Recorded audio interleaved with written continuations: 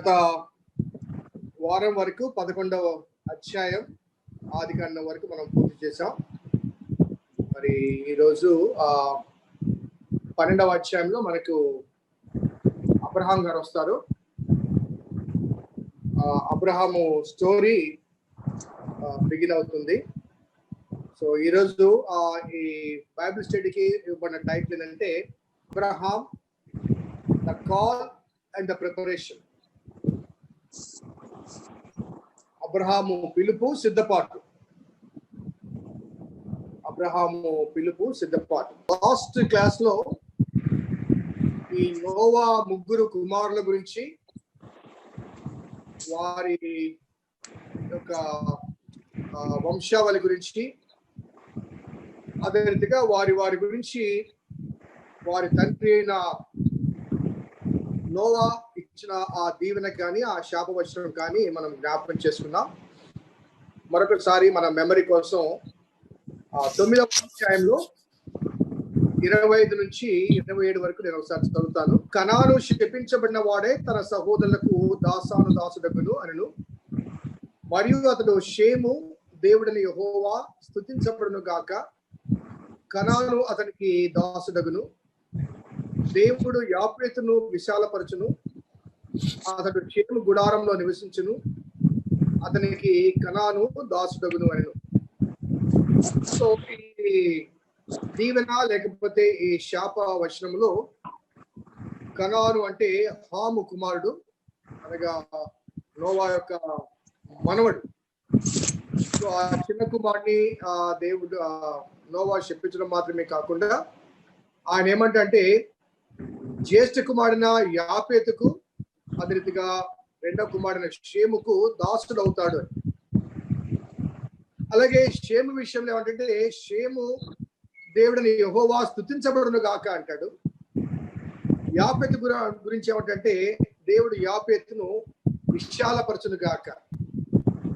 So ఈ మాటల్లో ఒక స్పష్టత ఏంటంటే ఈ ముగ్గురులో షేమును దేవుడు దీవించడానికి, లేకపోతే వారి తండ్రి దీవించడానికి, ఆ దీవెనను దేవుడు కొనసాగించడానికి గల కారణం ఏంటంటే షేము దేవుడిని యెహోవా స్తుతించబడును గాక అనే ఈ మాట దేన్ని తెలియజేస్తుందంటే నోవహు తర్వాత దేవుణ్ణి స్తుతించగలిగిన, దేవుని ఆరాధించగలిగిన, దేవుని వెంబడించగలిగిన ఆ అనుభవాలు ఈ ముగ్గురు కుమారుల్లో ఈ రెండవ కుమారునికి అధికంగా ఉంది. అలాగే పెద్ద కుమారుడు యాపేతు, గత వారం నేను చెప్పాను పెద్ద కుమారుడు యాపేతు అని. యాపేతు రెండవ కుమారుని యొక్క గుడారంలో, అనగా అతని నీడలో ఉంటాడు, అతనితో కలిసి ఉంటాడు అనే విషయాన్ని తెలియజేస్తూ ఈ ఇద్దరికి మరి హాము అదేవిధంగా కనాను దాసులు అవుతారు అని చెప్పడం జరిగింది. మరి 11వ అధ్యాయంలో మరి దేవుని చేత ఎన్నిక చేయబడిన షేము వంశావళి 10వ వచనం నుంచి మనకు అక్కడ కనిపిస్తూ ఉంది. మరి ఆ తర్వాత 12వ అధ్యాయంకి వచ్చేసరికి దేవుడు అబ్రహామును పిలిచిన ఆ పిలుపు మనకు కనబడుతుంది. ఇక్కడ ఒక విషయం మనము ముందుగా జ్ఞాపకం చేసుకోవాలి ఏంటంటే షేము వంశంలో నుంచి నాహోర్ వస్తాడు, ఆ నాహోర్లోంచి తెరహు వస్తాడు, తెరహులోంచి అబ్రహాం వస్తాడు. మరి నోవా గురించి చెప్పబడ్డ మాట అంటే ఈ జల ప్రళయం తర్వాత దాదాపు 350 సంవత్సరాలు ఆయన బ్రతుకుతాడు. సో ఆ 350 సంవత్సరాల కాలంలో ఈ షేము వంశావళిలోని ఈ జనరేషన్స్ అన్ని కూడా చాలా మంది పుట్టారు, ఆ కాలం చేశారు. కానీ ఇది క్యాలిక్యులేట్ చేస్తే అబ్రహాము తండ్రి అయిన తెరహు జన్మించేంత వరకు నోవా జీవించి ఉన్నాడట. అనగా అబ్రహాము యొక్క తండ్రిని కూడా నోవా చూశాడు. Almost about 8 generations. జలప్రలయం తర్వాత 8 జనరేషన్స్ కి తెరహు వస్తాడు. ఆ 8 జనరేషన్ చూశాడు. క్యాలిక్యులేట్ చేస్తే అబ్రహాము పుట్టడానికి కేవలం ఒక 2-3 సంవత్సరాల ముందు మాత్రమే నోవా చనిపోయాడు. నోవా చనిపోయిన 2-3 సంవత్సరాలకి అబ్రహాం పుట్టాడు. సో ఈ రీతిగా షేము వంశములో నుంచి ఆ షేము దేవుని చేత ప్రేమించబడ్డాడు కనుక, దేవుని స్తుతించాడు కనుక, అతని వంశములో నుంచి దేవుడు ఈ తెరహును అబ్రహామును పిలుస్తాడు. మరి 27 నుంచి 32 వచనాలు చూస్తే తెరహు మొదటగా ఆ మెసొపొతేమియా ప్రాంతంలోంచి, ఆ ఊరు అనే పట్టణంలో నుంచి కనానుకు బయలుదేరుతాడు. కనానుకు బయలుదేరిన తర్వాత ఆయన కనాను వెళ్లకుండా ఆయన హారానులో నిలిచిపోతాడు. అనగా ప్రయాణం ప్రారంభించింది అబ్రహాము తండ్రి. కనాను చేరాలన్న తలంపు కలిగింది అబ్రహాము తండ్రికి. కానీ అబ్రహాము తండ్రి కనాను చేరకుండా హారాన్లో నిలిచిపోతాడు. ఆ తర్వాత దేవుడు అక్కడి నుంచి అబ్రహామును పిలుస్తాడు. అబ్రహాము తెరహును వదిలిపెట్టి, అనగా ఈ చివరి వర్షంలో తెరహు హారాన్లో మృతి పొందిన రాయబడ్డప్పటికీ కూడా ఈ క్యాలిక్యులేషన్ ప్రకారం చూస్తే అబ్రహాము తండ్రి ఇంటిని వదిలిపెట్టి ఈ కనాను ప్రయాణానికి వచ్చే సమయానికి తెరహు ఇంకా బ్రతికే ఉంటాడు. అనగా నీవు లేచి నీ తండ్రి ఇంటి నుంచి బయలుదేరి రావాలంటాడు. తండ్రి ఇంకా బ్రతికే ఉన్నాడు. కాబట్టి 12వ అధ్యాయం ప్రారంభంలో అబ్రహాము యొక్క పిలుపు గాని లేకపోతే ఆయన యొక్క ప్రయాణం గాని కనిపిస్తుంది. ఆ ప్రాణంలో మొదటిగా దేవుడు చెప్పిన మాట అంటే, నీవు లేచి నీ దేశం నుండి, నీ బంధువుల యొద్ద నుంచి, నీ తండ్రి ఇంటి నుండి బయలుదేరి నేను నీకు చూపించు దేశమునకు వెళ్ళుము.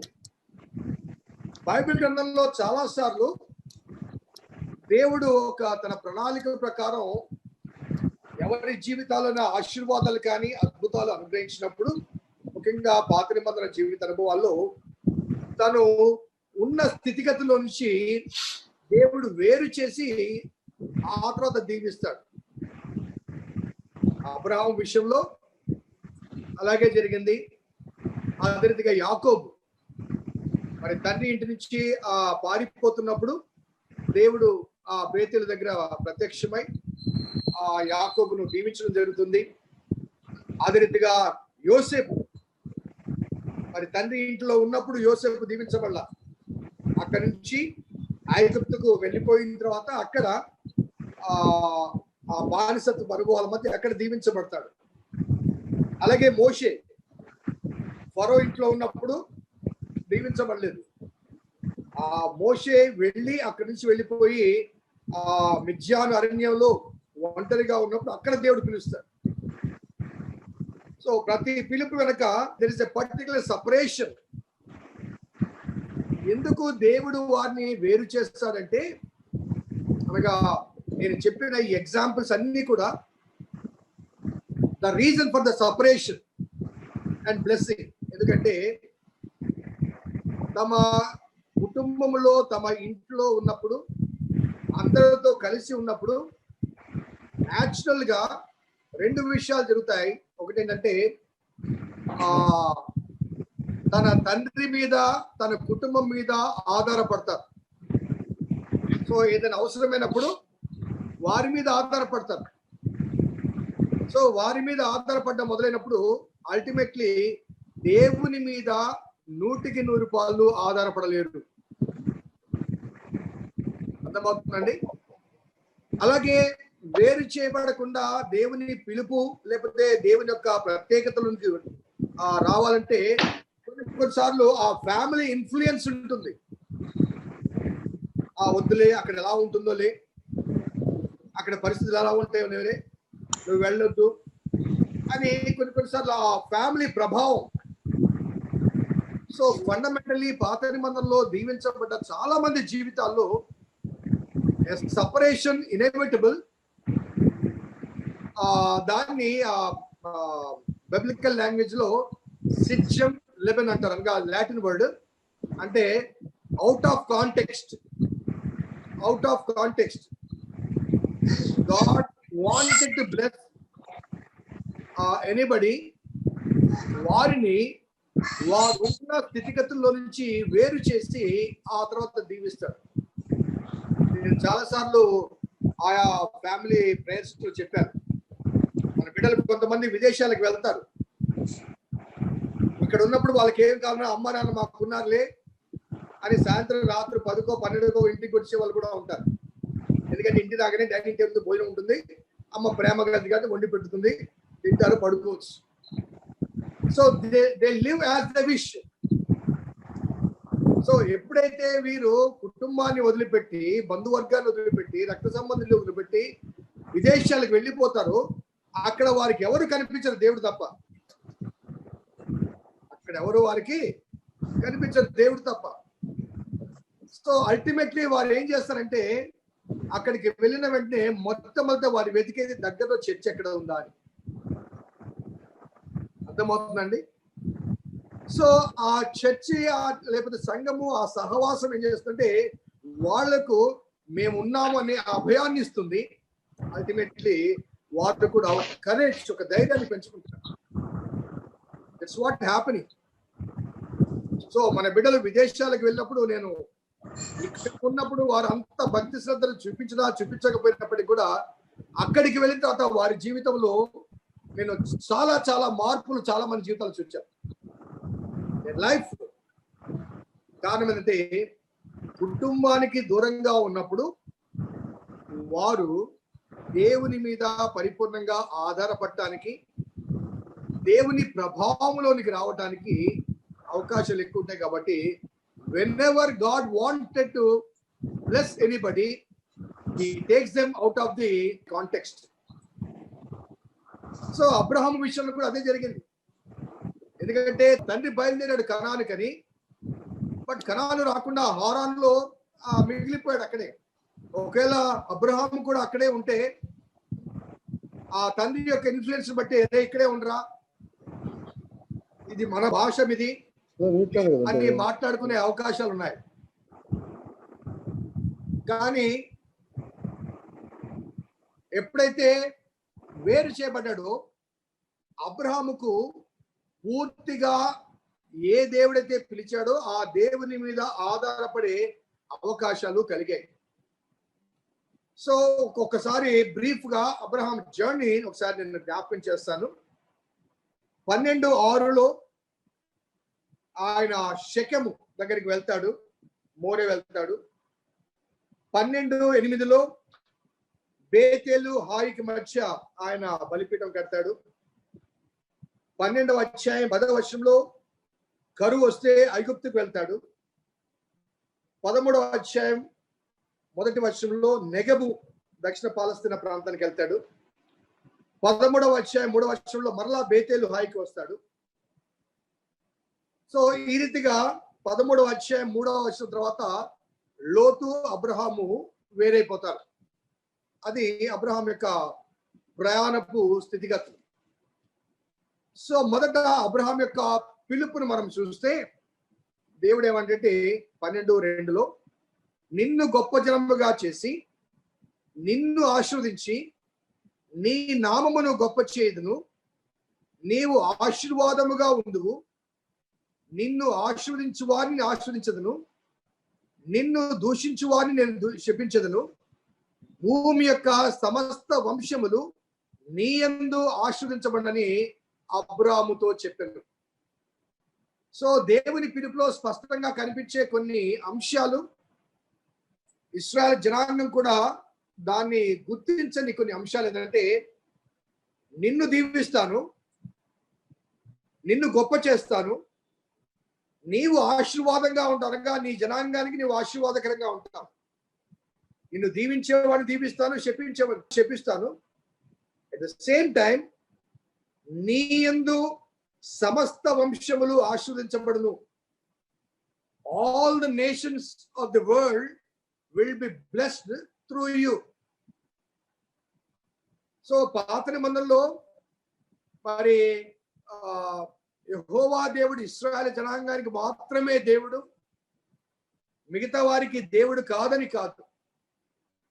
ఆశీర్వదించడానికి ఒక ఒక వ్యక్తి కావాలి కాబట్టి అతని యందు మిగతా వంశములు కూడా దీవించబడతాయి. కాబట్టి అబ్రహాము పిలువబడింది కేవలం అబ్రహాము కుటుంబం గురించి కాదు, తన వంశావళి గురించి కాదు, తన ద్వారా అనగా తన జీవితం ద్వారా, తన జీవితంలో దేవుని ద్వారా పొందిన ఆశీర్వాదాలు సాక్ష్యాలుగా మరి అందరికీ అందించబడాలి. అనగా అబ్రహాము ఒక మోడల్ పోర్ట్రేయల్ గా, ఒక మాదిరికరమైన వ్యక్తిగా దేవుని యందు భయభక్తులు కలిగి ఉంటే, విశ్వాసం కలిగి ఉంటే ఎలా దీవించబడతారో అన్న విషయాలు తెలియచేయబడటానికి అబ్రహామును ఒక సాక్షిగా దేవుడు ఎన్నుకుంటాడు. సో అబ్రహాము పిలుపులో కేవలం ఇశ్రాయేలు ప్రజలు, ఇశ్రాయేలు జనాంగం మాత్రమే కాదండి, ఆ జనాంగానికి అనుకూలంగా ఉన్నవారు, వారి ప్రవర్తన బట్టి వారి దేవుణ్ణి వెంబడించిన వారందరూ కూడా దీవించబడతారు. కానీ ఇశ్రాయేలు చరిత్ర మనం గమనిస్తే కేవలం ఇశ్రాయేలు జనాంగం మాత్రమే ప్రామిస్ ల్యాండ్ లో దీవించబడిన జనాంగంగా ఉంటారు. మిగతా వారు అన్ఫార్చునేట్లీ ప్రతిసారి కూడా ఇశ్రాయేలు జనాంగం మీద తిరుగుబాటు చేయడం, వారికి వీరికి వైరం కలగడం అనేది మనకు స్పష్టంగా కనిపిస్తుంది. సో పిలుపులో స్పష్టంగా కనిపించే అంశం ఏంటంటే God wanted to bless all the nations through Abraham. Abraham ద్వారా అన్ని జనాంగాలను దేవుడు దీవించాలని భావించాడు. సో అక్కడ 12వ అధ్యాయంలో 10వ వచనంలో అబ్రహాము చేసిన మొదటి పొరపాటు, ఎందుకంటే ఈరోజు టైటిల్ కాల్ అండ్ ప్రిపరేషన్ పెట్టాను, పిలుపు సిద్ధపాటు. సో అప్పటి వరకు మెసొపొతేమియా అనుభవాల మధ్య ఉన్నాడు, సజీవుడైన దేవుడు పిలిచాడు, దేవుడు వాగ్దానం చేశాడు, నిన్ను గొప్ప చేస్తానన్నాడు, నిన్ను దీవిస్తానన్నాడు, నీ ద్వారా అనేక మంది దీవించబడతారని దేవుడు వాగ్దానము ఇచ్చినప్పటికీ కూడా 10వ వచనంలో అప్పుడు ఆ దేశంలో కరువు వచ్చును, ఆ దేశంలో కరువు భారముగా ఉన్నందున అబ్రాము ఐగుప్తు దేశంలో నివసించుటకు అక్కడికి వెళ్ళను. ఎక్కడికి వెళ్ళాడండి? ఐగుప్తు వెళ్ళాడు.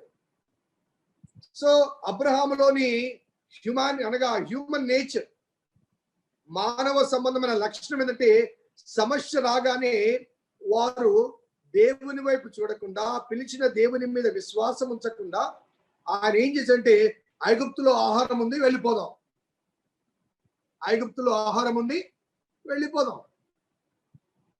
సో కాబట్టి అబ్రహాము ఆ పొరపాటు చేస్తాడు. ఒక్కసారి ఇస్సాకు విషయం నేను ఒకసారి జ్ఞాపకం చేస్తాను. ఆది కాండము 26లో అబ్రహాము దినములలో వచ్చిన మొదటి కరువు గాక మరి ఒక కరువు ఆ దేశంలో వచ్చును. అప్పుడు ఇస్సాకు గెరారులో ఉన్న ఫిలిస్తీన్ల రాజున అబీమెలెకు ఉండెను. అప్పుడు యెహోవా అతనికి ప్రత్యక్షమై, నీవు ఐగుప్తులోనికి వెళ్ళక నేను నీతో చెప్పు దేశమందు పరవాసిగా నివసించుము, ఐగుప్తులోనికి వెళ్ళొద్దు అంటాడు. ఎందుకు చెప్తాడంటే నీ తండ్రి అయిన అబ్రహాం వెళ్ళాడు. వెళ్ళడం వల్ల ఏమైంది? అక్కడ ఐగుప్తీయులు తన భార్యను చూచి చక్కనిదని ఆమెను బట్టి అబ్రహామును చంపుతారు అని. అక్కడ ఆ మాటలు చూడండి 11వ వచనంలో, అతడు ఐగుప్తులో ప్రవేశించడానికి సమీపించినప్పుడు అతడు తన భార్య అయిన శారైతో, ఇదిగో నీవు చక్కని దానవని ఎరుగుదును, ఐగుప్తులు నిన్ను చూచి ఈమె అతని భార్య అని చెప్పి నన్ను చంపి నిన్ను బ్రతకనిచ్చెదరు. నీ వలన నాకు మేలు కలిగినట్లు నిన్ను బట్టి నేను బ్రతుకున్నట్లు నీవు నా సహోదరివని దయచేసి చెప్పుమనెను. సో ఎందుకు చంపుతారు వారు అంటే అక్కడ ఐగుప్తీయులు అనేప్పటికీ కూడా వారి మధ్యలో ఉన్న ఒక నీతి ఏంటంటే ఎవరి భార్యనైనా తన భార్యగా చేసుకోవాలంటే భర్త బ్రతికుండగా ఆ పని చేయకూడదు, కాబట్టి భర్తను చంపేస్తారు.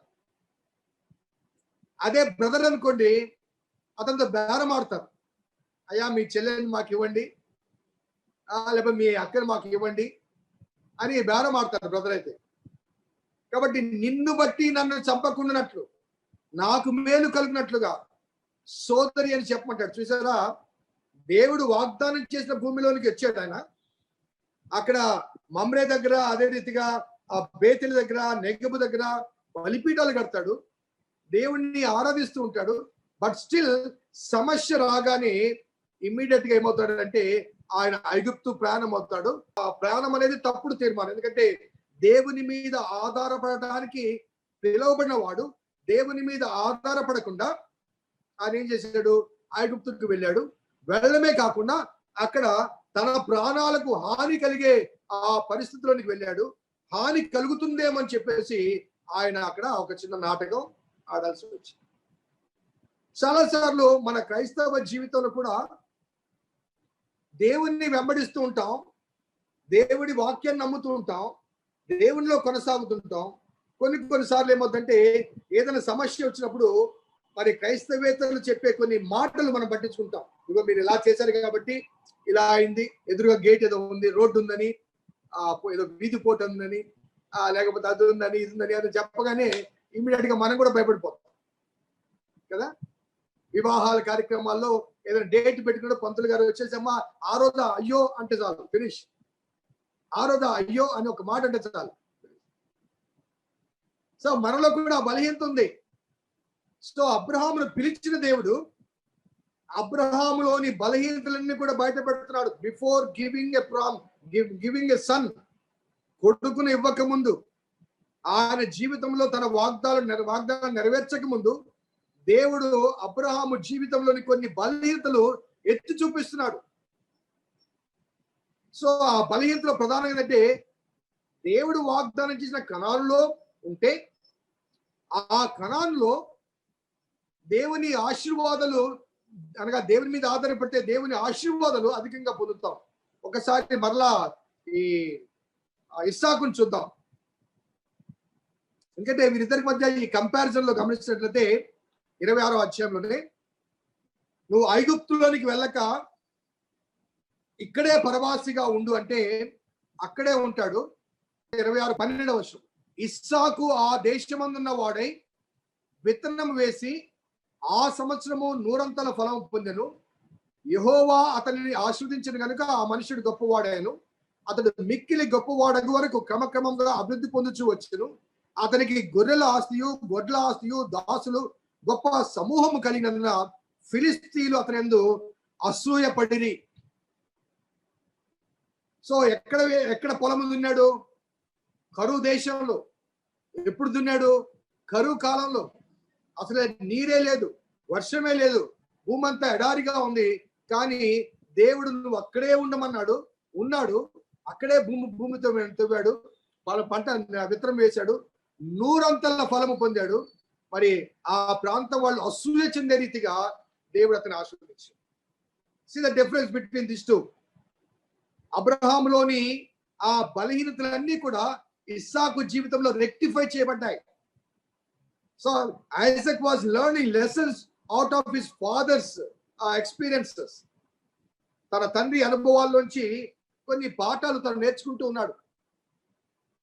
సో ఈ రీతిగా మరలా ఈ 12వ అధ్యాయంలోకి వస్తే అక్కడ తాను ఆ అబద్ధం ఆడడం, ఆ తర్వాత దేవుడు ఆ ఐగుప్తు ఫరోని అతని కుటుంబాన్ని హింసించిన తర్వాత ఆ విషయం తెలుసుకుంటాడు. తెలుసుకొని ఆయన పిలిచి అంటాడు ఆ 17వ వచనం, అయితే యెహోవా అబ్రహాము భార్యను శారైని బట్టి ఫరోను అతని ఇంటి వారిని మహావేదన చేత బాధించిన. అప్పుడు ఫరో అబ్రహామును పిలిచి, నీవు నాకు చేసినది ఏమిటి? ఈమె నీ భార్య అని నాకెందుకు తెలపలేదు? ఈమె నా సహోదరిని ఎలా చెప్పిది అని నేను నా భార్యగా చేసుకుందనేమో అని. అయితేనేమి, ఇదిగో నీ భార్య, ఈమెను తీసుకుని పొమ్మని చెప్పాను. మరియు ఫరో అతని విషయమై తన జనులను ఆజ్ఞాపించినందున వారు అతనిని అతని భార్యను అతని కలిగిన సమస్తమును పంపివేసిరి. సో తిరిగి దేవుడు యాక్షన్ లోకి వచ్చాడు. బహుశా ఫరోకు ఎవరు చెప్పి ఉంటారంటే ఆ పనివారని చెప్పింటారు. ఎవరొకరు, అయ్యా ఆమెను తీసుకెళ్ళావు, నీ ఇంట్లో పెట్టుకున్నావు, అందుకే వేదనలు వచ్చాయి నీకు, ఆమె ఎవరో కాదు అబ్రహాం భార్య అని చెప్తే అప్పుడు ఇమీడియట్ గా ఆ ఫరోలో రియలైజేషన్ వస్తుంది. ఆ ఐగుప్తీయుడు అన్నప్పటికీ కూడా హీ ఫాలోస్ సర్టన్ ఎథిక్స్. ఇదిగో బాబు, నీ భార్యనైనా నేను ముట్టుకోలేదు, నీవు నీ భార్య వెళ్ళిపోండి అంటూ ఆ ఐగుప్తులో ఒక ఆజ్ఞ ఇస్తాడు, ఆమె వాళ్ళ జోలికి ఎవరు వెళ్ళొద్దని. అలాగే ఆ చివరి వచనం చూస్తే అతనికి కలిగిన సమస్తమును పంపివేసింది. 13వ అధ్యాయం మొదటి 2 వచనాలు మనం గమనిస్తే, అబ్రహాము తనకు కలిగిన సమస్తమును తన భార్యను తనతో కూడా లోతును వెంట పెట్టుకుని ఐగుప్తులోంచి నెగబుకు వెళ్ళెను. అబ్రహాము వెండి బంగారములు పశువులు కలిగిన బహు ధనవంతుడై ఉండెను. ఎక్కడి నుంచి వచ్చిందండి ధనవంతా? ఎక్కడి నుంచి వచ్చింది అబ్రహాంకి? కరువు కాలం, తినడానికే తిండి లేదు. సో ఐగుప్తుకు పారిపోయాడు. అక్కడికి వెళ్ళి నా భార్య కాదు నా సోదరని చెప్తాడు. కానీ ఐగుప్తు నుంచి తిరిగి వచ్చేసరికి వెండి బంగారాలు, బహుధనవంతుడు. ఎలా వచ్చిందంటే he could receive the prosperity in the land of Egypt. So Abraham అనగా మనకు విశ్వాసుల తండ్రిగా మనం భావిస్తాం. కానీ విశ్వాసుల తండ్రిగా అతను నిరూపించబడక ముందు he has certain weaknesses. మనలో కూడా మనము డైరెక్ట్ గా విశ్వాసులం కాదు, డైరెక్ట్ గా నీతిమంతులం కాదు. సో ఆ నీతిమంతులుగా తీర్మానం చేయబడ్డకు ముందుగా కొన్ని బలహీనతలు మనకు ఉంటాయి. అవన్నీ కూడా దేవుడు మనకు బయలుపరుస్తుంటాడు, రెక్టిఫై చేస్తుంటాడు. So we are not perfect. Every human being has certain imperfection. అందుకే దేవుడు ఆ విశ్వాస జీవిత యాత్రలో ఆ ఇన్పర్ఫెక్షన్ ను తొలగించబడేంత వరకు 75 years లో అబ్రహాము పిలువబడతాడు. 25 సంవత్సరాల తర్వాత కానీ కొడుకునివ్వడు. ఆ 25 సంవత్సరాలు ఎందుకు వెయిట్ చేశాడంటే there are certain issues Abraham has to testify, లేకపోతే సరి చేసుకోవాల్సిన కొన్ని అంశాలు అబ్రహాం జీవితంలో ఉన్నాయి. కాబట్టి దేవుని మీద ఆధారపడవలసిన వాడు ఐగుప్తుకు వెళ్తాడు. అక్కడ ఒక అబద్ధం ఆడాల్సి, ఒక నాటకం ఆడాల్సి వస్తుంది. అక్కడి నుంచి తిరిగి వస్తున్నప్పుడు అక్కడి నుంచి సంపాదించిన ఈ స్వాస్థ్యం, ఆ సంపాదన ఎలా వచ్చింది? ఫరో అంటాడు వీళ్ళ జోలికి వెళ్ళొద్దు. బహుశా ఫరో ఇంట్లో ఆ షారాయ్ గారు ఉన్నప్పుడు చాలా ఆస్తి ఇచ్చిండొచ్చేమో, చెప్పలేము ఆ వాస్తవాలు. ఎందుకంటే బైబిల్లో మనకు ఏ ఇన్ఫర్మేషన్ కావాలో ఆ ఇన్ఫర్మేషన్ మాత్రం ఇచ్చారు, టోటల్ ఇన్ఫర్మేషన్ లేదు. ప్రతిరోజు అబ్రహాం ఏం చేశాడు, పొద్దులేసి ఏం చేశాడు, సాయంత్రం ఏం చేశాడు, మధ్యాహ్నం ఏం చేశాడు, నెక్స్ట్ డే ఏం చేశాడు అని అట్లా క్యాలెండర్ ఆఫ్ ఈవెంట్స్ ఇవ్వలేదు. There are certain points. వాళ్ళ బలహీనతలు కానీ వాళ్ళ బలాలు కానీ, వారి విశ్వాస జీవితంలో ఏ బలహీనతలు ఉన్నాయో ఆ బలహీనతలు ఎత్తి చూపించాడు. ఎందుకంటే మనలో ఆ బలహీనత ఉంటే మనం సరి చేసుకుంటారు. అలాగే వారి విశ్వాస జీవితంలో ఏ స్ట్రెంగ్త్, ఏ బలాలు ఉన్నాయో అవి మనకు తెలియచేస్తారు. ఆ బలాలు మనము తెలుసుకుంటారు. సో అబ్రహాంలోని ఆ ప్రిపరేషన్, దేవుడు పిలిచి అతని సిద్ధపాటు చేస్తున్న ఈ అనుభవాల మధ్య మొదట చేసిన పొరపాటు ఐగుప్తుకు వెళ్ళడం. రెండవది ఐగుప్తు నుంచి ఆస్తిని సమకూర్చుకోవడం. దేవుడు ఏమన్నాడు? నిన్ను నేను గొప్ప చేస్తా అన్నాడు. దేవుడు అన్నాడు నేను గొప్ప చేస్తానండి. కాబట్టి దేవుని చేత గొప్ప చేయబడాలి. But unfortunately he was tempted and he could able to get some riches. దానివల్ల ఏం జరిగింది? 13వ అధ్యాయం చూడండి, 3వ వచనం. అతడు ప్రయాణం చేయొచ్చు దక్షిణం నుండి బేతేలు వరకు, అనగా బేతేలుకు హాయికి మధ్య తన గుడారం మొదట ఉంచిన స్థలంలోకి వెళ్ళి తాను మొదట బలిపీఠం కట్టిన చోట చేరను. అక్కడ అబ్రాము యెహోవా నామమును ప్రార్థన చేసెను. అబ్రాముతో కూడా వెళ్ళిన లోతుకు గొర్రెలు గొడ్లు గుడారములు ఉండేను కనుక వారు కలిసి నివసించుటకు ఆ ప్రదేశము చాలకపోయాను. ఎందుకనగా వారి ఆస్తి వారి కలిసి నివసించలేనంత విస్తారమైంది. అప్పుడు అబ్రాము పశువుల కాపర్లకు లోతు కాపర్లకు కలహము పుట్టెను.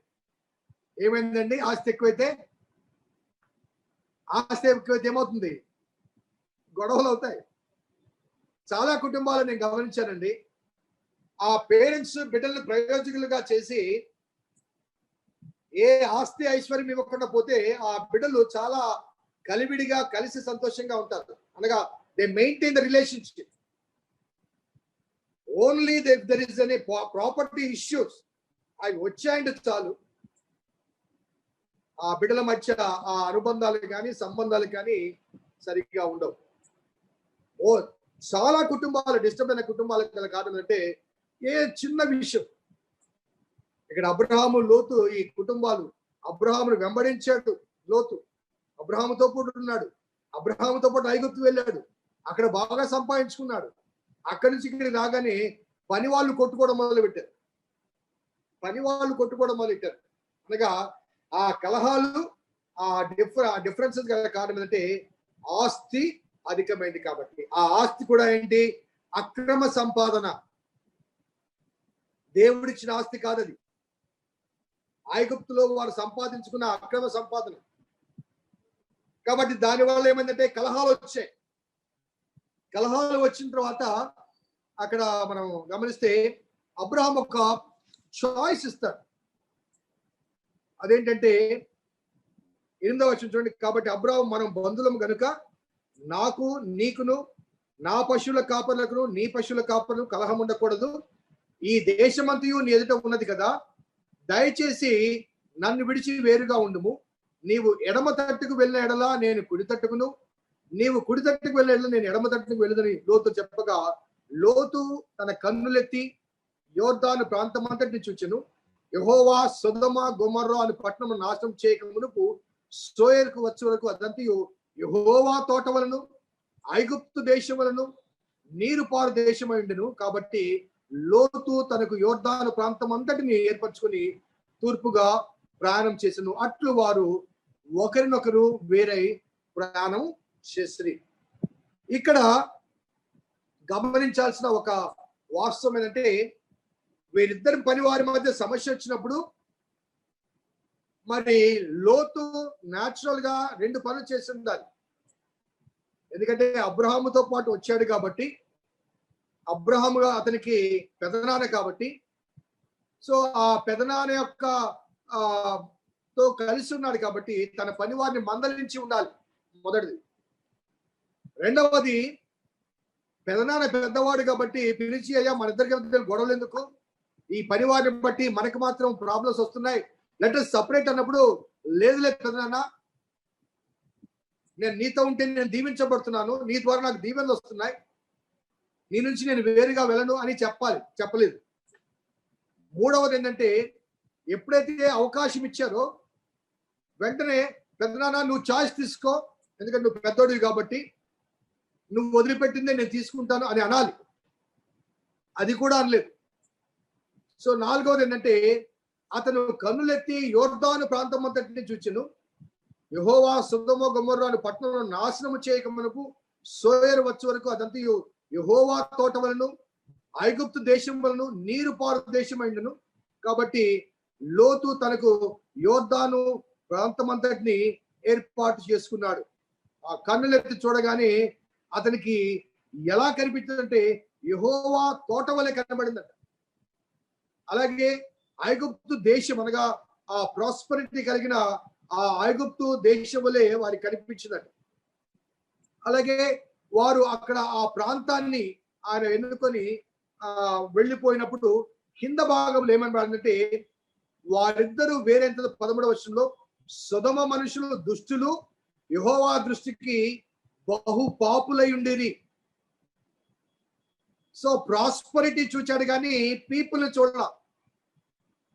ప్రాస్పరిటీని చూచాడు కానీ అక్కడ ప్రజలు చూడాల. ఇక్కడ అబ్రహాముతో ఉంటే అబ్రహాము దేవుడు అనుకుంటాడు. అక్కడ చాయిస్ అంటే అబ్రహాంకు వేరే చాయిస్ వదిలిపెట్టలేదు. ఆ నీరు పారే దేశాలు, ఆ యోర్దాను నదీ తీర ప్రాంతాలు, అదే రీతిగా ఐగుప్తు తోట వలె ఉండే ఆ ప్రాంతాలు, ఒక చక్కని ప్రాస్పరిటీ కలిగిన ఆ ప్రాంతాన్ని మొత్తం ఎన్నుకున్నాడు ఆయన. ఎడారిని వదిలిపెట్టాడు అంతే. Abraham was left with desert. ఇసుక తప్ప ఇంకేం లేదండి. ఇసుక నేల తప్ప ఇంకేం లేదు. సో ఆ రీతిగా లోతు తీసుకున్న ఆ తీర్మానం మనకు తెలుసు. ఆ తర్వాత కాలంలో నేను ఆ వాక్య భాగంలో వస్తున్నది. ఆ తీర్మానం వల్ల తాను అక్కడ ప్రజలను చూడలేదు కాబట్టి ఆ ప్రజల మధ్యలోకి వెళ్ళాడు. వారి మధ్య కలిగిన సమస్య ద్వారా తన కుటుంబం మొత్తం కూడా సర్వనాశనం అయిపోయింది. లోతు కానీ ఆయన భార్య కానీ ఆయన ద్వారా కలిగిన కుమార్తెలు కానీ వారెవరు కూడా తాము సంపాదించుకున్న ఆ ప్రాపర్టీ కానీ, స్వాస్థ్యం కానీ, ఆ స్థలము కానీ ఏది కూడా వారికి దక్కలేదు.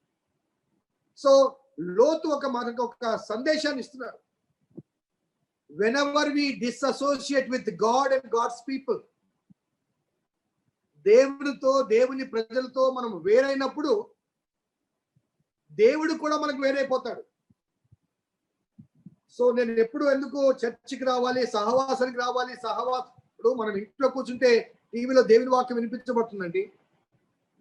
ఈరోజు అనేకమైన ఛానల్స్, అనేకమైన పాస్టర్స్, గొప్ప గొప్ప ప్రీచర్స్ వాక్యం వినిపిస్తున్నారు.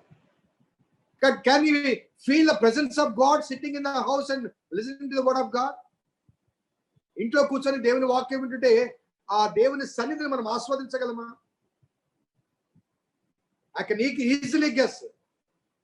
టీవీ ఆన్ చేస్తారు, వాక్యం వింటుంది, ఒకరు కిచెన్ లో ఉంటారు, ఒకరు వంటగదిలో ఉంటారు, లుంగీల మీద, నైటీల మీద ఉంటారు. Is the reverence we are giving to God? So that is the reason. ఆలయానికి రండి అంటే ఆలయానికి రావడంలో ఆ సిద్ధపాటు వేరుగా ఉంటుంది. తల స్నానం చేసుకొని, మంచి బట్టలు కట్టుకొని, మంచి సిద్ధపాటుతో అక్కడికి వస్తాం. ఆ ఎన్విరాన్మెంట్ ఆ రీతిగా ఉంటుంది. దేవుడు ఎందుకు చెప్తాడంటే, నీ తండ్రి అయిన అబ్రహాం వెళ్ళాడు. వెళ్ళడం వల్ల ఏమైంది? అక్కడ ఐగుప్తీయులు తన భార్యను చూచి చక్కనిదని ఆమెను బట్టి అబ్రహామును చంపుతారు అని. అక్కడ ఆ మాటలు చూడండి. 11వ వచనంలో, అతడు ఐగుప్తులో సన్నిధిని ఆస్వాదిస్తాం, దేవుని వాక్యాన్ని స్పష్టంగా శ్రద్ధగా వినగలం. So that is the reason. So లోతు ఆ అబ్రహాం నుంచి వేరు కావడం ద్వారా భౌతిక సంబంధమైన ప్రాస్పరిటీని చూచాడు, ఎదుగుదలను చూచాడు, ఆస్తిని చూచాడు, అక్కడ ల్యాండ్ని చూచాడు, అన్ని చూచాడు. కానీ దేవునితో నేను దూరం అవుతున్నానే, నేను అబ్రహామును బట్టి దీవించబడ్డానే, దేవుడు నన్ను కూడా అబ్రహాముతో ఉన్నందుకు దీవించాడే అని మరి లోతు మరి ఆలోచించలేదు. కాబట్టి అక్కడికి వెళ్ళాడు. ఆ తర్వాత కూడా అబ్రహామే, తర్వాత మనం చూస్తాం, అబ్రహామే దేవుణ్ణి అతని గురించి బతిమలాడతాడు. సో అక్కడ లోతు చాయిస్ లో గమనిస్తున్నట్లయితే, he was departing himself. చాలాసార్లు కొంతమంది ఇది మనగా అద్దె ఇళ్ళు కానీ లేకపోతే సొంత ఇళ్ళు కానీ కట్టుకోవడానికి కొన్ని ప్రదేశాలు ఎన్నుకుంటుంటారు. నా దగ్గరికి వచ్చిన కొన్ని ఎగ్జాంపుల్ నేను చెప్తాను. పాస్టర్ గారు పలానా ప్లేస్ లో మంచి ఇల్లు ఉందండి, నేను తీసుకున్నాను. ఏమా ఇంత దూరం వెళ్ళిపోయారు, చర్చికి చాలా దూరం కదా, వెళ్ళిపోయారు, మరి చర్చికి రావడం కష్టం కదా అంటే, ఏం లేదు పాస్టర్ గారు, వారానికి ఒకసారి వచ్చేస్తాం, మాకు పిల్లలకు స్కూల్ దగ్గరగా ఉంది, కాలేజీ దగ్గరగా ఉంది, హాస్పిటల్ పక్కనే ఉంటుందండి, బజార్ కూడా దగ్గరే ఉంది, నేను మా ఆవిడ హాయిగా డ్యూటీలకు వెళ్ళిపోతాను, అన్ని మాకు దగ్గరండి, కేవలం చర్చ్ ఒకటే కదా సార్, సండే వచ్చేస్తాను నేను. చర్చ్ ఒకటే కాదు, ఎప్పుడైతే నువ్వు చర్చికి దూరం అయిపోతావు అన్ని దగ్గర అవుతాయి. కానీ ఆదివారం కాగానే ఏమవుతుందంటే, పాస్టర్ గారు అంత దూరం రాలేకపోతున్నామండి, ఇగో ఈ పక్కనే చర్చ్ ఉంది, పోతున్నామండి. సో మెనీ ఎక్స్క్యూజెస్ నేను చాలా విన్నాను. So going far from the presence of God, దేవుని సన్నిధి నుంచి దూరంగా వెళ్ళడం ద్వారా దేవునికి దూరం అయితే ఎన్ని సమస్యలు కలుగుతాయో ఒకసారి మనం ఆలోచిస్తాం. సో లోతు జీవితం ఒక ఎగ్జాంపుల్. సో ఆ తర్వాత ఆ రీతిగా వెళ్ళిన తర్వాత మనము ఎటువంటి అనుభవాలు అతని జీవితంలో కలిగాయో 13వ అధ్యాయంలో మనం గమనించవచ్చు. So coming to the 14th chapter, అక్కడ ఆ సొదొమ గొమొర్రా రాజులకు మిగతా వారికి ఒక యుద్ధం కలుగుతుంది. కింగ్స్ అనే మాట అక్కడ ఈ 14వ అధ్యాయంలో రాయబడింది. రాజులు అంటే అప్పటికి రాజరిక వ్యవస్థ లేదు. లేకపోయినప్పటికీ వారు రాజులని ఎందుకు పిలువబడ్డారంటే, వారు ఒక గుంపుకు ప్రధానులు. మనకు 10వ అధ్యాయంలో కూడా ఈ హాము కుటుంబం, నిమ్రోద్, వీళ్ళందరూ కూడా రాజులని పిలువబడ్డారు. రాజులు అంటే ఒక రాజ్యం ఉంటుంది, కానీ రాజ్యాలు కాదు, వీళ్ళందరూ ట్రైబ్స్. ఒక దగ్గర నుంచి ఒక దగ్గరికి వెళ్ళి ట్రైబ్ అనగా ఒక గుంపు నాయకుడు అనమాట. సో వారి మధ్య కలహం జరిగింది. కలహం జరిగినప్పుడు ఒక అతను వచ్చి 12-13 చదువుతాడు. మరియు అబ్రాము సహోదరుని కుమారుడైన లోతు సొదొమలో కాపురముండెను గనుక అతనిని అతని ఆస్తిని పట్టుకొని పోగా తప్పించుకొని వచ్చిన ఒకడు హెబ్రీయుడైన అబ్రామునకు ఆ సంగతి తెలియచేశాను.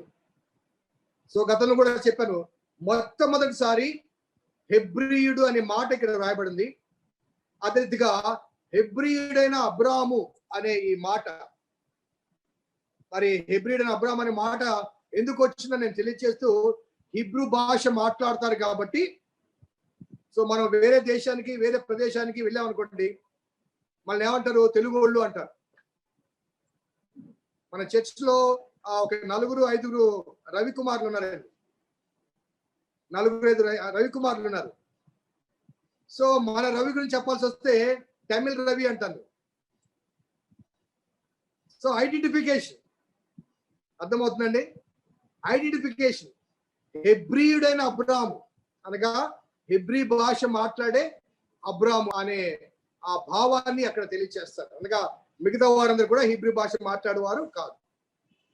అలాగే ఇంకొక ఆలోచన కొంతమంది పండితులు ఏంటంటే, హెబ్రీయుడు అబ్రహాము పేరు ఎబెర్. ఆ ఎబెర్ నుంచి అబ్రాము వచ్చాడు. ఎబెర్ అనగా హీబ్రూ. కాబట్టి అబ్రహాముకు హీబ్రూ భాషకు సంబంధం ఉంది.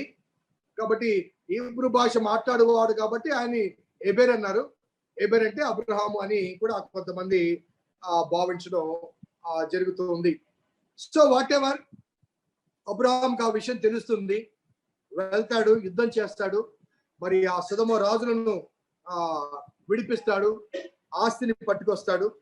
ఆస్తి పట్టుకొచ్చిన తర్వాత ఆ విజయాన్ని సాధించిన తర్వాత అక్కడ 16వ వచనం చూడండి, ఆస్తి యావత్తు తిరిగి తెచ్చి తన తమ్ముడైన లోతును అతని ఆస్తిని స్త్రీలను ప్రజలను తిరిగి తీసుకుని వచ్చును.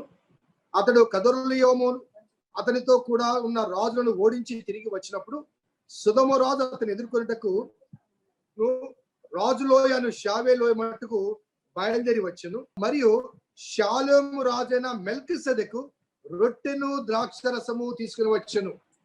షాలోము రాజైన మెల్కిసెదెకు రొట్టెను ద్రాక్షరసము తీసుకుని వచ్చును. అతడు సర్వోన్నతుడు దేవుని యాజకుడు. అప్పుడు అతడు అబ్రహామును ఆశీర్వదించి, ఆకాశమునకు భూమికి సృష్టికర్తయగు సర్వోన్నతమైన దేవుని వలన అబ్రహాము ఆశీర్వదించబడును గాక, నీ శత్రువులను నీ చేతికి అప్పగించిన సర్వోన్నతులకు దేవుడు స్తుతించబడును గాక చెప్పాను. అప్పుడు అతడు అన్నిటిలో ఇతనికి 10వ వంతు ఇచ్చాను. ఆ తర్వాత కూడా నేను చదివి నేను ముందుకు వస్తాను. సొదొమ రాజు మనుషులను నాకు ఇచ్చి ఆస్తిని నీవే తీసుకున్నామని అబ్రాముతో చెప్పగా, అబ్రాము, నేనే అబ్రామును ధనవంతునిగా చేస్తానని నీవు చెప్పకుండానట్లు ఒక నూలు పోగైనను చెప్పుల వారైనను నీ వాటిలో ఏదైనా తీసుకున్నానని ఆకాశమునకును భూమికి సృష్టికర్తకు సర్వోన్నతైన దేవుడిని యెహోవా పేరిట నా చెయ్యి ఎత్తి ప్రమాణం చేస్తున్నాను. సో సొదొమ రాజు నువ్వు విడిపించిన తర్వాత కృతజ్ఞతగా సొదొమ రాజు అంటే, మనుషులు నాకు ఇచ్చేసే బాబు, ఆ ఆస్తి మొత్తం తీసుకో అంటాడు. ఇక్కడ ఏమంటున్నాడు అబ్రాము, నాకు ఆస్తి ఇచ్చి అబ్రహాము నేనే దీవించావని నువ్వు చెప్పుకుంటావు కాబట్టి దేవుని నామానికి అవమానం కలుగుతుంది కాబట్టి నూలు పోగు కూడా నాకు వద్దు అంటే. ఎందుకన్నారు తెలుసండి? ఐగుప్తుకు వెళ్ళి దేవుని మాటకు దేవుని ఆజ్ఞకు భిన్నమైన రీతిగా ఐగుప్తుకు వెళ్ళి దేవుని చేత దీవించబడవలసిన వ్యక్తి ఐగుప్తు నుంచి ధనాన్ని తెచ్చుకుంటే దానివల్ల సమస్యలు వచ్చాయి. కాబట్టి ఐగుప్తు స్వాస్థ్యము, ఐగుప్తు ఆస్తులు తెచ్చుకున్నాడు, సమస్యలు వచ్చాయి. సో ఒక లెసన్ నేర్చుకున్నాడు అబ్రాహాం. ఏంటంటే, బాబు ఐగుప్తులో ఆస్తిని తెచ్చుకొని నాకు సమస్యలు వచ్చాయి కాబట్టి సొదొమ రాజు నీ ద్వారా నేను ఆశించను, నా దేవుడు నాకు దీవించ సమర్థుడు, నాకేం కావాలో నా దేవుని మీద ఆధారపడతాని విశ్వాసములో కొంత మార్పు కనబడుతుంది. అందుకే నేను చెప్పాను ఈరోజు టైటిల్ ఏంటంటే the call and the preparation.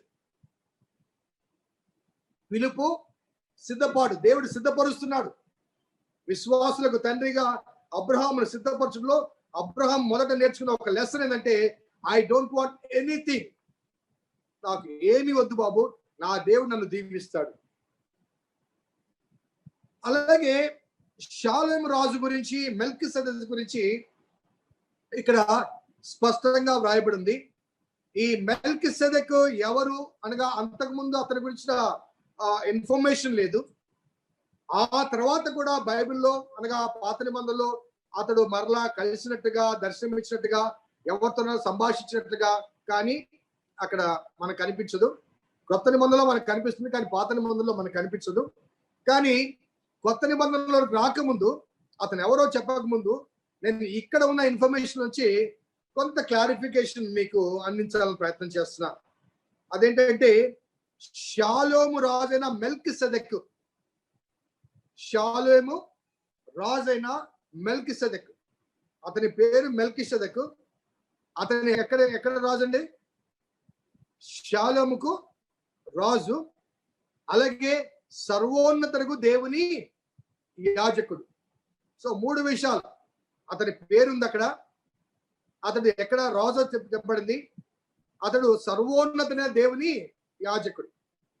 ఈ 3 మాటలు చెప్పడానికి గల కారణం ఏంటంటే షాలోము రాజు, షాలోం అనే ఈ పట్టణము ఆ తర్వాత కాలంలో కొత్త నిబంధన కాలానికి అనగా దావీదు కాలానికి వచ్చేసరికి, దావీదు కాలంలో కానీ ఆ తర్వాత కాలంలో కానీ అది షాలోము యెరూషలేముగా మార్చబడుతుంది. షాలోము రాజు అంటే ఎరు అంటే గాడ్, జెరు అంటే గాడ్, అనగా గాడ్స్ పీస్. షాలోమ్ అనే మాట అంటే శాంతి లేకపోతే సమాధానం. సో మన ముస్లిం సహోదరులు కూడా సలాం అంటారు చూసారా? సలాం అంటే షాలోమ్. హిబ్రూ భాషలో షాలేం అంటారు, అరబ్లో సలాం అంటారు. షాలోమ్ అంటే యెరూషలేముకు ముందున్న అప్పటి కాలంలో ఉన్న పేరు షాలోము. అది దేవుని పట్టణం అక్కడ నిర్మించబడిన తర్వాత, దేవుని మందిరం నిర్మించబడిన తర్వాత అది యెరూషలేముగా మార్చబడిందని బైబిల్ పండితుల అభిప్రాయం. సో షాలేము రాజు అంటే యెరూషలేము రాజు. ఓకే, రెండవది మెల్కిసెదెక్ అనే మాట అంటే కింగ్ ఆఫ్ రైచియస్నెస్. మెల్కిసెదెక్ అంటే కింగ్ ఆఫ్ రైచియస్నెస్ అనగా నీతి కలిగిన వాడు. నేను గత వారం కూడా ప్రసంగంలో చెప్పాను, నీతి అంటే right relationship with God. So ఇతడు షాలోము రాజు దేవునితో సత్సంబంధాలు కలిగిన వాడు, అలాగే సర్వోన్నతుడైన దేవుని యాజకుడు. ఆ సర్వోన్నతుడు అనే మాట అక్కడ 2-3 సార్లు రిపీట్ చేయబడుతుంది. ఎందుకు రిపీట్ చేయబడుతుంది అంటే అబ్రహాము మరి విగ్రహారాధిక కుటుంబం ఎన్విరాన్మెంట్ లో వచ్చాడు.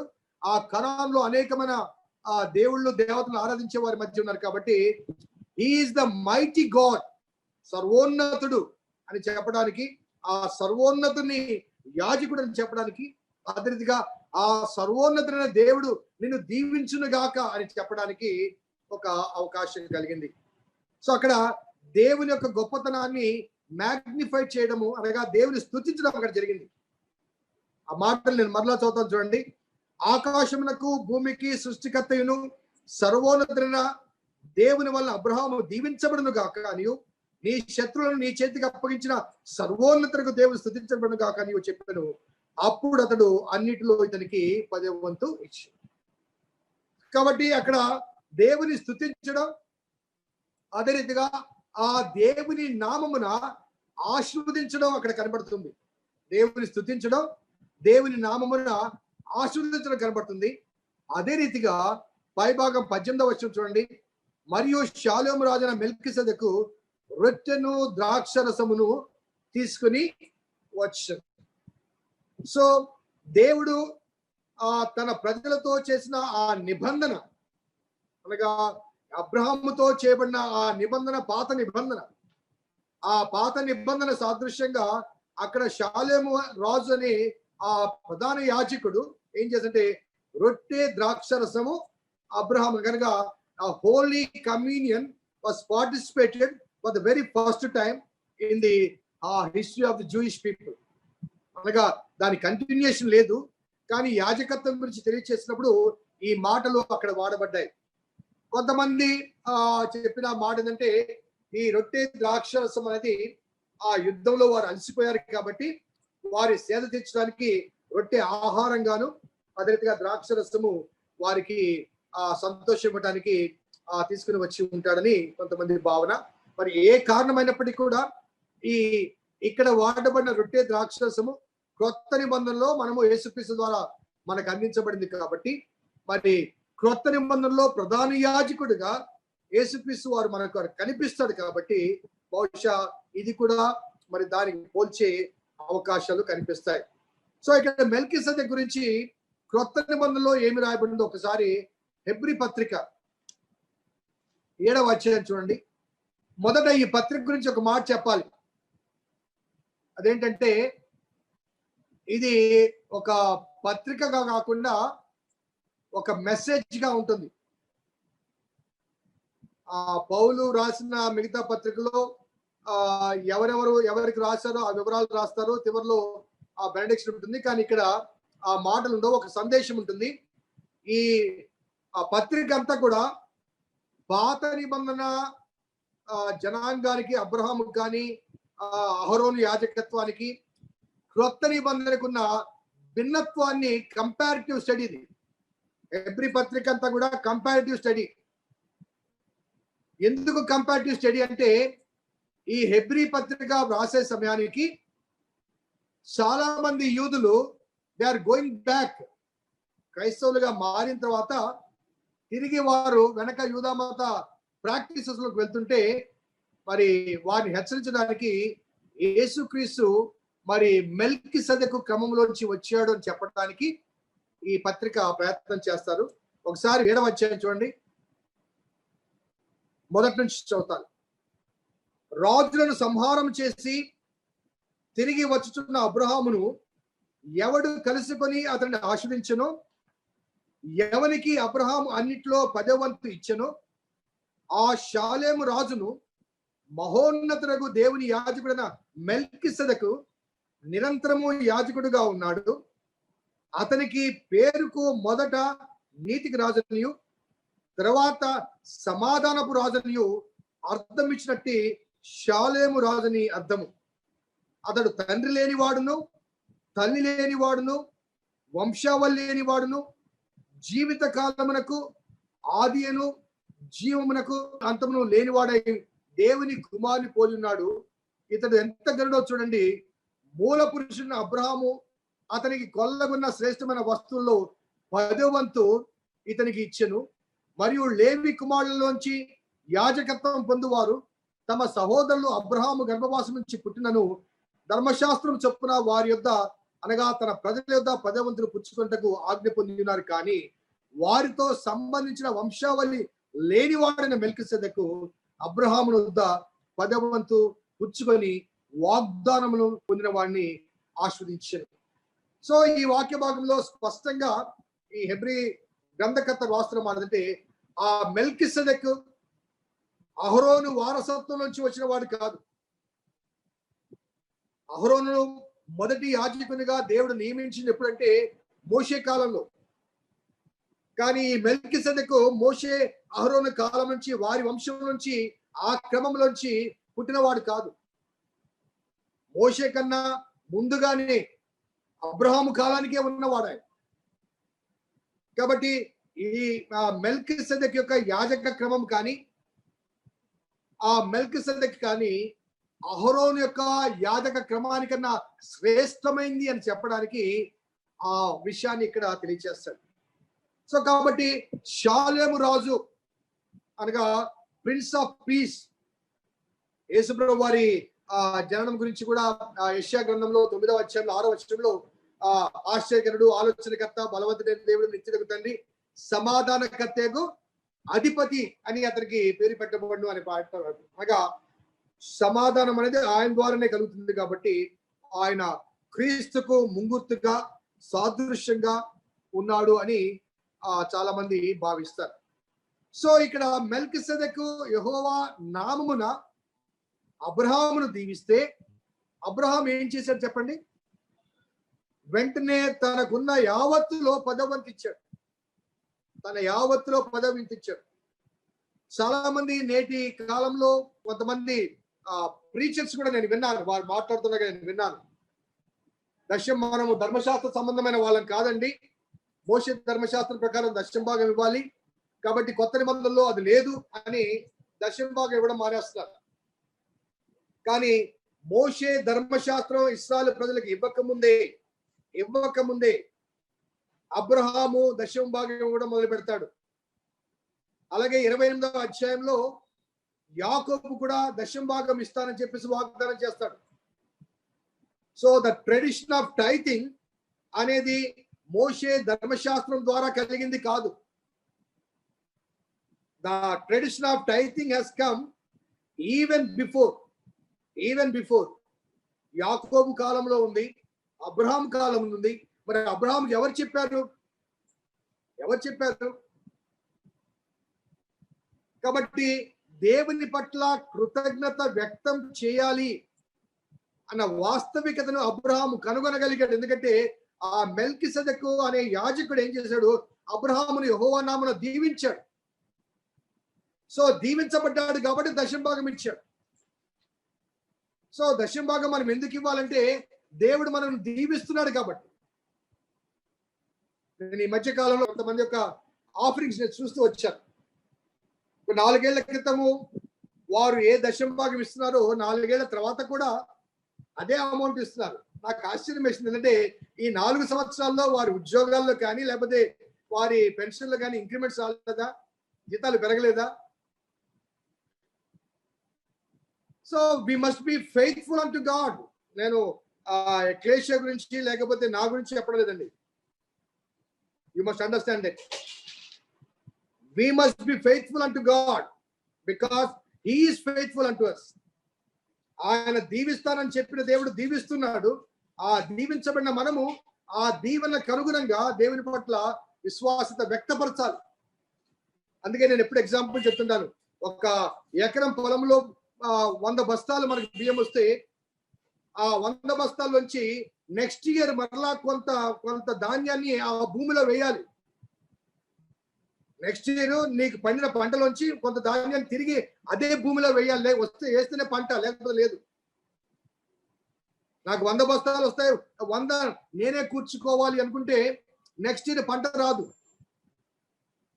యేసుప్రభు వారు కూడా చెప్పారు, మీరు పుదీనా సోపులను దశమ భాగం ఇస్తున్నారు, న్యాయాన్ని కనికరాన్ని విస్మరిస్తున్నారు, అది మానకేది చేయండి అంటాడు. It is very clear even in the new testament tithing విషయంలో. ఐ డోంట్ నో, మన చర్చిలో కనీసం ఒక 20-25 కుటుంబాలు మాత్రమే దశమ భాగం ఇస్తున్నారు. మిగతా 80 కుటుంబాలు they are not giving. I don't know, మరి నేను చెప్పడంలో లేకపోతే కన్విన్స్ చేయడంలో వారిని కన్విన్స్ చేయలేకపోతున్నామో తెలియదు, కానీ it's fact. If you are not true to God, దేవుని పట్ల యథార్థంగా లేకపోతే మనకి ఇండైరెక్ట్ గా అడిషనల్ ఎక్స్పెన్సెస్ వస్తాయి, అడిషనల్ గా ఖర్చు పెట్టాల్సి వస్తుంది. కానీ దేవుని ఆశీర్వాదం మనం కోల్పోతాం. 1000 రూపాయలు 10,000 రూపాయలు ఫీజు కట్టాల్సి ఉంటుంది, 1,00,000 రూపాయలు డొనేషన్ కట్టాల్సి వస్తుంది. హాస్పిటల్కి వెళ్తాం, 10,000 రూపాయలతో డెలివరీ కావాల్సింది, 1,00,000 రూపాయలు సీజర్ చేయాల్సి వస్తుంది. So there are certain practical issues. So indirectly we are taxed and indirectly we will be losing the blessings of God. So దేవునితో ఆ ఇంటరాక్షన్ అక్కడ స్పష్టంగా ఆ ధర్మశాస్త్రం రాకముందే స్పష్టంగా చెప్తున్నాడు. మెల్కిసెదెకు అబ్రహామును దీవించాడు. అబ్రహాం వెంటనే తనకున్న యావత్తులో దశమ భాగం ఇవ్వడము స్టార్ట్ చేస్తాడు. సో టైథింగ్ అనేది బహుశా అబ్రహాము ఎక్కడ నేర్చుకుని ఉంటాడంటే కయ్యూను హేబేలు స్టోరీలో ఆ సిన్సియారిటీ అనేది కయ్యూను ప్రదర్శించలేకపోయాడు కాబట్టి అతనిలోని ఆ లోపాన్ని, అతనిలో లేనితనాన్ని ఆ హేబేలు కలిగి ఉన్నాడు కాబట్టి ఆ హేబేలు యొక్క ఆ వారసత్వాన్ని బట్టి బహుశా అతను కలిగి ఉంటాడు. కాబట్టి అతడు విశ్వాసులకు తండ్రిగా, విశ్వాసులకు మాదిరిగా మనం అక్కడ చూడటానికి అవకాశం ఉంది. So coming to the 15th chapter,